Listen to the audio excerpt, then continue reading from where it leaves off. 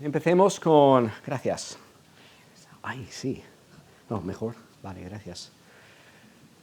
Empecemos con una pregunta. ¿Sabéis qué es el deísmo? ¿Os suena? El deísmo es una idea que dice que Dios creó el mundo y luego lo dejó solo, como una máquina independiente que funciona sin su ayuda. Y bajo esta perspectiva, Dios no interviene en el mundo, no hace milagros, no obra de forma sobrenatural en nuestras vidas. ¿Es bíblica esta idea? No. La Biblia nos enseña que Dios, después de crear el mundo, lo sostiene. Desde el principio hasta el final, Él interviene, obra en nuestras vidas, hace milagros. Pero fijaos que muchas veces, como creyentes, vivimos como si fuésemos deístas. Oramos muy poco, a veces. No esperamos que Dios vaya a hacer grandes cosas en nuestras vidas. Le vemos como distante, ¿no? Y cuando es así, estamos viviendo prácticamente como si fuésemos deístas. En otros momentos oramos más y nuestra relación con Dios pues cobra más importancia, pero queda quizás en la fase de petición. Pedimos muchas cosas. Pedimos que Dios nos ayude con esto, con el otro, bendiciones aquí y allá, hasta pedimos el perdón de nuestros pecados. ¿Es bueno esto? Es bueno. Pero el problema es que muchas veces nuestros tratos con Dios se quedan solo en esto, las peticiones, y nuestra relación con Él se convierte en algo transaccional, como si fuera una máquina de venta. Yo pongo dinero y tú me das lo que quiero. En mejores momentos decimos, como evangélicos, que tenemos una relación personal con Dios. ¿Qué queremos decir con esto? Pues que gozamos de su amistad, de su compañía, oramos, sabemos que nos escucha, Él contesta, también nos habla a nosotros. Está bien decir que tenemos una relación personal con Dios, pero fijaos que la Biblia no dice esto exactamente. O sea, no usa este lenguaje. No hay ningún texto en la Biblia que diga, tú creyente tienes una relación personal con Dios. Está bien resumir nuestra relación con Él de esta manera, pero la Biblia habla de nuestra relación con Dios de una manera, yo diría, más profunda y más rica. Nos habla de una intimidad, una cercanía y una riqueza que no solemos pensar cuando pensamos en Dios. Entonces, en esta mañana, mi meta es que podamos disfrutar más de nuestra relación personal con Dios y también vivir de forma más coherente con ella. ¿De acuerdo? ¿Está bien? Sí. ¿Buena meta? Vale. Otra pregunta. Si alguien te preguntara, ¿cómo describes tu relación con Dios? Esta relación personal que tienes, ¿cómo podrías describirlo? ¿Qué dirías? Pues igual dirías, pues yo camino con Jesús, le sigo, estoy delante de Él, en su presencia, me rindo a sus pies, y todas estas expresiones son bíblicas y son buenas. Pero fijaos que todo lo que yo acabo de decir también se podría decir, en menor grado, de una relación que yo tengo con otra persona, un ser humano. Si viviésemos en una monarquía, pero de las antiguas, que el rey realmente reinaba, ¿qué diríamos al rey? Pues estoy contigo, te sigo, es un privilegio estar en tu presencia, me someto a tus decisiones. Sin embargo, la Biblia describe nuestra relación con Dios con términos que no se aplican jamás a ninguna relación que sostenemos con otro ser humano. La Biblia, el Nuevo Testamento sobre todo, nos dice que estamos en Cristo. No hablamos así de amistades o relaciones que tenemos con otras personas. La Biblia dice que estamos unidos con Cristo. Fijaos, esto es un lenguaje único que nos habla de, en nuestra relación con Él, no estamos simplemente de acuerdo con Él. Yo puedo estar de acuerdo con un ser humano. No es simplemente nuestro líder. Y mi relación con Él no se trata meramente de admiración. Hay algo mucho más profundo, una intimidad, una conexión, hasta una compenetración que yo no experimento en ninguna otra relación que tengo en esta vida. Os voy a leer 3 o 4 versículos, no hace falta que los buscáis porque voy a ir rápido, pero así explica el Nuevo Testamento la conexión que tenemos con Dios en Jesús. Romanos 8:1. Ahora pues, ninguna condenación hay para los que están en Cristo Jesús. El Nuevo Testamento 150 veces dice que estamos en Cristo, o estamos en el Señor, estamos en Él. Son muchas veces, mucha repetición. Yo creo que Dios quiere que lo asimilemos, que lo pensemos, que lo meditemos. Pero luego dice otra cosa, Colosenses 1:27, Dios quiso dar a conocer las riquezas y la gloria de este misterio entre los gentiles, que es Cristo en vosotros, la esperanza de la gloria. Entonces, se dicen dos cosas. Por un lado, Cristo está en nosotros y por otro lado, nosotros estamos en Cristo. Existe una unión, una conexión recíproca entre el creyente y Jesús. Luego hay otros textos que nos hablan de lo mismo, pero con imágenes o metáforas. Juan 15, yo soy la vid, vosotros sois los pámpanos. El que permanece en mí y yo en él, este lleva mucho fruto, porque separados de mí nada podéis hacer. Es la misma idea, tenemos que estar de alguna manera conectados con Jesús. Es una imagen muy bonita del mundo agrícola, ¿no? Maridos, amad a vuestras mujeres, así como Cristo amó a la iglesia. Efesios 5, Pablo compara la relación que tenemos con Jesús con un matrimonio, que es la relación más íntima entre seres humanos. Efesios 4, 15 y 16, siguiendo la verdad en amor, crezcamos en todo aquel que es la cabeza, esto es Cristo. Estamos conectados con Cristo como los miembros de un cuerpo están conectados con la cabeza. Es una conexión muy íntima y necesaria. Cortas la cabeza y el cuerpo muere. Bueno, hay mucho más, pero creo que con esto ya nos hacemos la idea. Dios no es un ser distante que después de crear el mundo se queda ahí en el cielo y no tiene tratos cercanos con nosotros. Tampoco es un genio al cual pedimos deseos y nos los concede. No es meramente un amigo divino, por lo bonito que esto pudiera ser. Más bien existe una cercanía e intimidad profunda en nuestra relación con Dios. Estamos unidos con Dios porque estamos unidos con Cristo. Y Cristo también es Dios. De esta unión se desprenden todas las bendiciones de nuestra salvación. Así que vamos a explicar un poco cómo esto funciona. La unión con Cristo no es una bendición más de nuestra salvación. ¿Cuáles son las bendiciones salvíficas? ¿Cuál es alguna bendición de nuestra salvación? Podéis participar. Vale, el perdón de los pecados, la justificación. ¿Qué más? La vida eterna, la santificación, la adopción, la glorificación, la resurrección, ¿verdad? Que hay muchas bendiciones.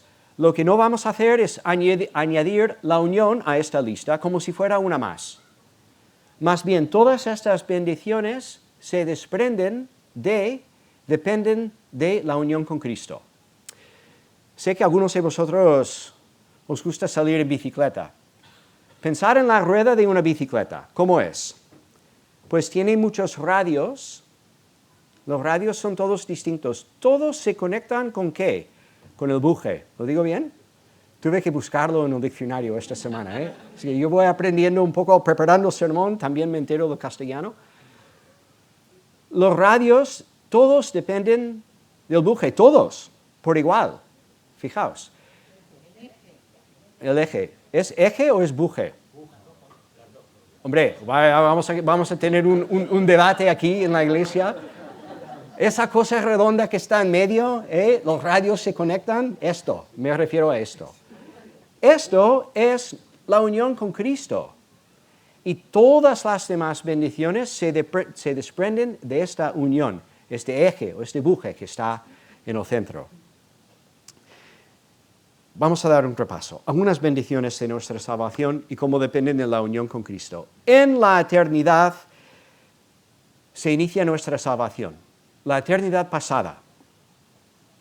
Ahí es donde hallamos el ancla de nuestra salvación, en la mente de Dios, en la eternidad pasada. Efesios 1. Bendito sea el Dios y Padre de nuestro Señor Jesucristo, que nos bendijo con toda bendición espiritual en los lugares celestiales en Cristo. Pero hay más. Según nos escogió en Él, antes de la fundación del mundo, para que fuésemos santos y sin mancha delante de Él. Ahora, ya habéis discutido sobre el vocabulario de la rueda de bicicleta. Lo que no vamos a hacer ahora es discutir sobre la predestinación, ¿vale? No es mi intención. ¿Conocéis la broma evangélica? Si quieres alejar a la gente de ti, habla de la política y la predestinación. Mira, un inciso, perdona, que es una lástima que discutamos sobre la predestinación y que sea un tema de tensión e incluso de división, porque está en Efesios, no para que discutamos y que nos dividamos, sino para que alabemos a Dios y que le demos gloria y que cobremos seguridad de nuestra salvación. Mira, no sé qué postura cada uno sostiene, pero creo que todos podemos estar de acuerdo que en la eternidad pasada, Dios, si tú eres creyente, Dios pensaba en ti. Ya te tenía en mente. Pero aquí está el punto del sermón. Te tenía en mente y te veía unido con Jesús, ya conectado con Él, desde toda la eternidad. Fijaos que incluso las bendiciones, la primera bendición, la elección o la predestinación, depende de la unión con Cristo. Seguimos un poco más. Cristo en un momento de la historia baja al mundo y se encarna. Nace como ser humano. Y lo tiene que hacer para hacer posible esta salvación que Dios había planificado desde toda la eternidad. Tiene que bajar y tiene que ser nuestro representante. Tiene que ser nuestro sustituto. Fijaos, 2 Corintios 15, 21. Al que no conoció pecado, por nosotros lo hizo pecado, para que nosotros fuésemos hechos justicia de Dios en Él. Otra vez, ¿vale? Este texto sería digno de su propio sermón, pero lo vamos a resumir muy brevemente. Claro, Cristo muere en la cruz por nuestro pecado. No muere por su propio pecado. Si hay algún ser humano en toda la historia que no se merece morir, es Jesús. Pero es ejecutado y así Dios cumple su justicia. ¿Cómo puede ser si Jesús es inocente? Es así porque muere no por Él, sino por nosotros, dice el texto. Y de alguna manera estamos conectados con Él, de modo que Él carga con el castigo de nuestro pecado. Al que no conoció pecado, Jesús no había experimentado pecado en su vida, no había pecado nunca, pero muere como si fuera pecador porque muere por nosotros, en nuestro lugar. Pero eso es solo la mitad. Dios te perdona, aleluya. Todavía no entras en el cielo, porque no lo mereces, no has hecho nada. Tienes que haber obedecido perfectamente para entrar en el cielo. ¿Vamos a llegar a este listón? Nos esforzamos y intentamos, pero a la perfección no llegamos. Entonces, ¿cómo podemos ir al cielo? somos hechos justicia de Dios en Él.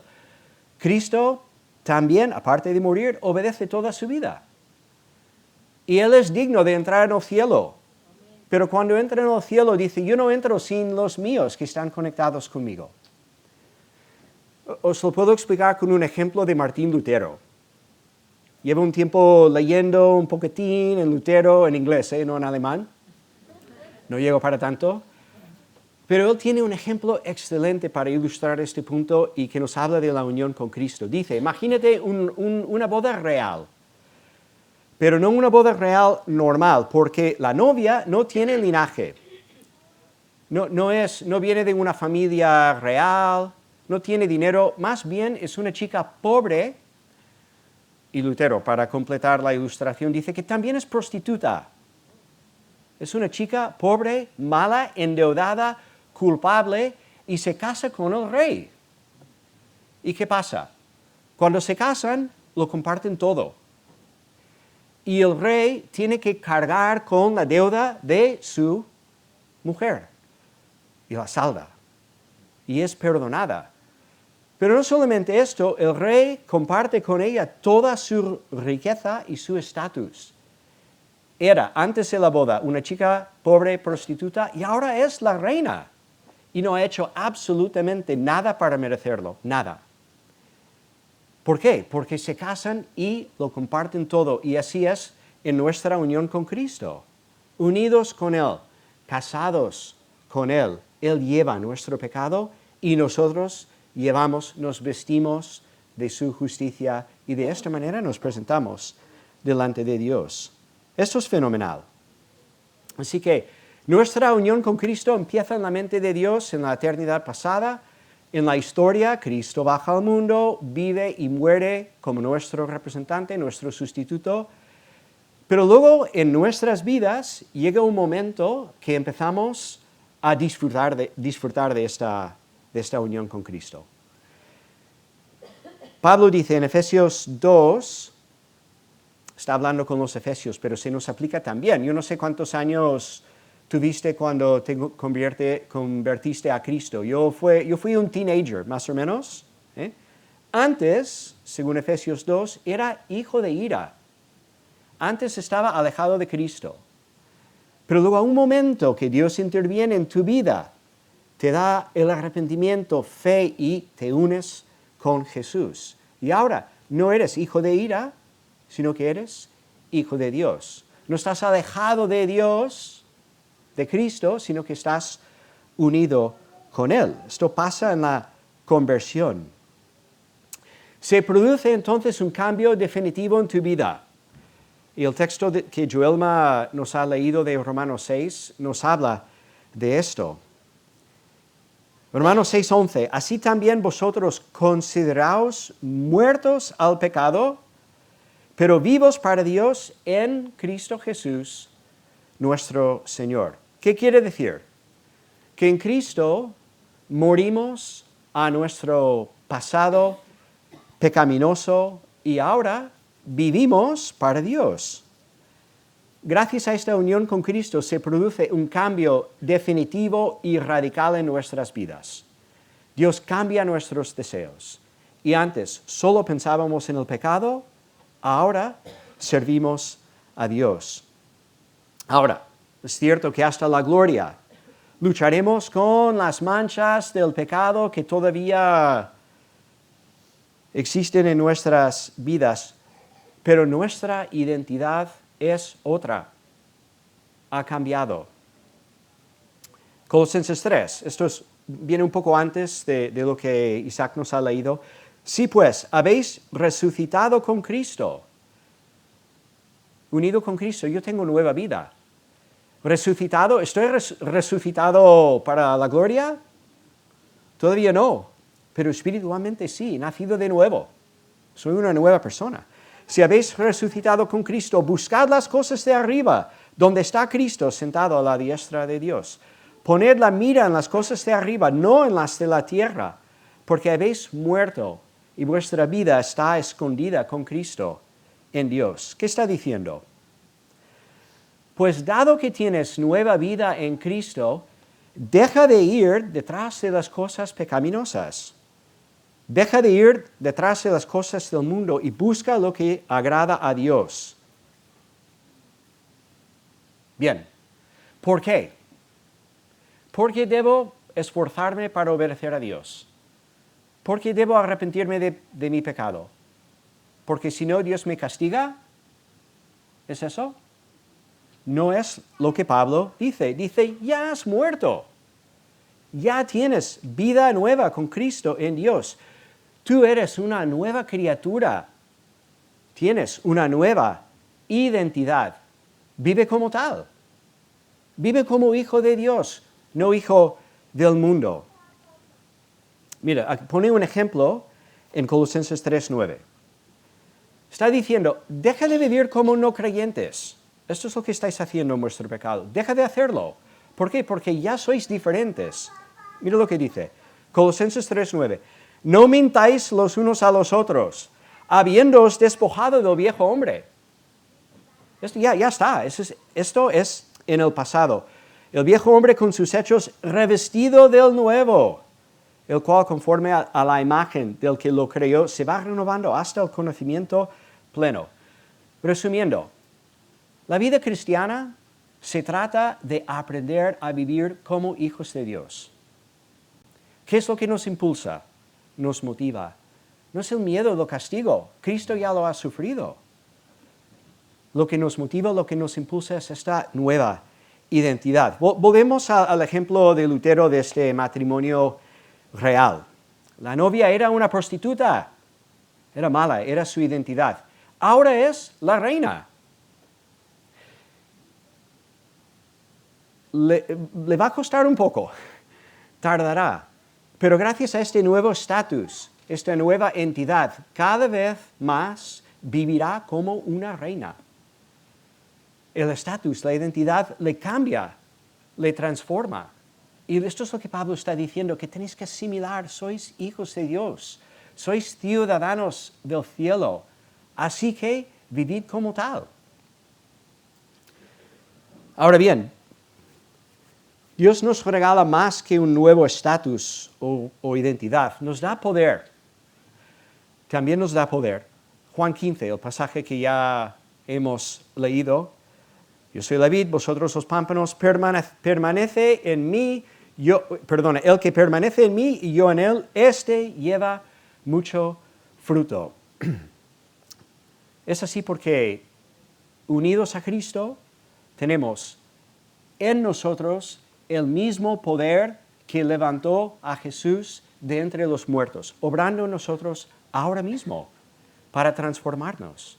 Nos dice, sois reyes y reinas, ciudadanos del cielo, y estoy obrando en vosotros para cambiaros, para que podáis vivir cada vez más conforme con esta realidad. Y un apunte más y luego tengo 2 preguntas que voy a contestar. Estaremos unidos con Cristo para siempre, porque así como en Adán todos mueren, también en Cristo todos serán vivificados. Estamos esperando este momento de la resurrección física y la glorificación, pero el Nuevo Testamento nos dice que estas bendiciones también se hallan en unión con Cristo. Seremos resucitados en Él, glorificados también en Él. Como todos los radios de esta rueda de la bicicleta se desprenden de esta pieza que está en el centro. Así es la unión con Cristo. Si tienes a Cristo, tienes todo lo que necesitas para la vida con Dios, ahora y para siempre. 2 preguntas que hemos repasado, unas de las bendiciones principales de la salvación cristiana, y hemos visto cómo todos dependen de esta unión con Cristo. Pero si sois como yo, estáis pensando en quizás un par de preguntas. La primera, ¿no suena todo esto un poco místico? Unión con Cristo, ¿es una unión mística? Claro que sí, es místico. ¿Es malo esto? Bueno, como evangélicos tenemos cierta alergia a la palabra mística, ¿no? Nos suena un poco catoliquillo, si puedo decirlo así, ¿sí o no? Y acabaremos aquí en el local con imágenes de Juan de la Cruz y Teresa de Ávila. Bueno, calma, ¿eh? Vayamos con calma. Nuestra unión con Cristo es mística, pero no en el sentido típico del misticismo que nos habla de experiencias sentimentales, extáticas, que no se pueden explicar con palabras. No estamos hablando de esto. Pero sí que es mística en el sentido, si puedo decirlo, bíblico, el misterio en la Biblia. Sobre todo el Nuevo Testamento nos habla del misterio como algo que estaba escondido, que en un momento dado Dios destapa y revela. La unión con Cristo es mística en este sentido. No es nada que nosotros jamás hubiésemos podido adivinar, ni inventar, ni idear, no. Es algo que Dios tiene que explicarnos y nos lo revela y lo llama un misterio. Colosenses 1, texto que ya hemos leído, este Cristo en vosotros, la esperanza de gloria. Pablo dice que es un misterio, pero es un misterio que ya es revelado. Podemos hablar de nuestra unión con Cristo, no lo acabamos de entender, se nos sobrepasa, pero podemos hablar de esta unión. Y Pablo nos dice una cosa muy concreta que podemos explicar de esta unión, que me lleva a la segunda pregunta que esta semana, pensando en esto, a ver, vale, yo quiero estar unido con Cristo. ¿Cómo me conecto? ¿Dónde está el enchufe? ¿Cómo puc endollar-me amb Jesús? ¿No? ¿Cómo me conecto? ¿Cómo funciona? ¿Cuál es el modo de esta unión? Estamos unidos con Cristo y Él vive en nosotros porque el Espíritu vive en nosotros. Nuestra unión con Cristo es espiritual, pero también hay que ir con cuidado con esta expresión, porque hay mucha gente espiritual por ahí, ¿sí o no? Un sentido vago de lo inmaterial y ciertamente la unión con Cristo es invisible. Oye, pero no es solo inmaterial, porque tiene que ver con mi cuerpo. Este cuerpo que voy perdiendo altura y no me recupero de la gripe que tuve hace 3 semanas, va para abajo, pero a un momento irá para arriba. La unión con Cristo tiene que ver con mi cuerpo también, no es espiritual en este sentido vago, inmaterial, no. Es espiritual con E mayúscula. ¿Qué quiero decir con esto? La E mayúscula, el espíritu. ¿Me seguís? Es espiritual en el sentido de que es efectuada y mantenida por el Espíritu Santo. Aquí hay un texto, también es que podría desprenderse de este sermón unos cuantos. Mira, Romanos 8, 9 y 10. Mas vosotros no vivís según la carne, sino según el Espíritu, si es que el Espíritu de Dios mora en vosotros. Vale, si el Espíritu mora en el creyente. Y si alguno no tiene el Espíritu de Cristo, el Espíritu de Cristo no es de Él. Pero si Cristo está en vosotros, a ver, Pablo, ¿con qué quedamos? Está el Espíritu en mí, está Cristo en mí, y Pablo dice sí. Porque el Espíritu es el Espíritu de Cristo. Ahora estamos ante otro misterio, la Trinidad, ¿sí? Que tanto Cristo como el Espíritu forman parte de este único Dios, ¿sí? Incluso esto no sé si lo he dicho muy bien, son 2 personas dentro de un solo Dios. Pero lo que quiero decir es eso. ¿Dónde está el enchufe? ¿Cómo me conecto con Jesús? Por el Espíritu Santo. Y si tú ya crees en Jesús, ya lo tienes. Ya estás endollado. Ya tienes el Espíritu Santo morando en ti. Y esto nos lleva a algunas implicaciones prácticas para concluir. Lo tenemos todo en Cristo. Si tú eres creyente, lo tienes todo. La rueda, estos radios, los tienes absolutamente todos. No te falta Ni uno. El perdón, la justicia, la sabiduría de Dios, las riquezas de Dios, la resurrección, la gloria, todo esto está en Cristo. Y si tú tienes a Cristo, tienes todo esto. Olvídate del Dios lejano del deísmo. Es verdad que a veces sentimos que Dios está lejos. Pero os digo una cosa, tenemos comunión más íntima con Jesús que los discípulos cuando caminaban con Él sobre la tierra. ¿Por qué? Porque, ¿qué les dice Jesús? ¿Conviene que me vaya? No te vayas. Conviene que me vaya porque después enviaré otro Consolador, el Espíritu Santo. Después de su resurrección, su ascensión, días después envía el Espíritu Santo y tenemos una comunión aún más íntima con Dios. Nuestro Dios no es el Dios del deísmo, porque mora en nosotros. Olvídate también de la relación de máquina de venta con Dios, porque más que simplemente pedirle cosas, tienes comunión con Dios constantemente. Tienes un Salvador que compadece de tus dolencias, que intercede por ti, que provee para todas tus necesidades. Por la unión con Cristo, como creyente, tienes todo lo que necesitas para una vida plena y gozosa con Dios, ahora y para siempre. Absolutamente todo. Ahora, si no estás unido con Cristo, no eres creyente. Si no tienes esta unión con Cristo, no tienes nada. El cristianismo nominal, ¿os suena este término? Habla de personas que quizás dan un asentimiento mental a una serie de doctrinas que no afectan sus vidas. Es decir que eres creyente, pero luego no hay nada que evidencie o que respalde esta confesión. Esto no vale para nada. O dicho de otra manera, no puedes tener a Jesús solo como Salvador y no tenerle también como Señor.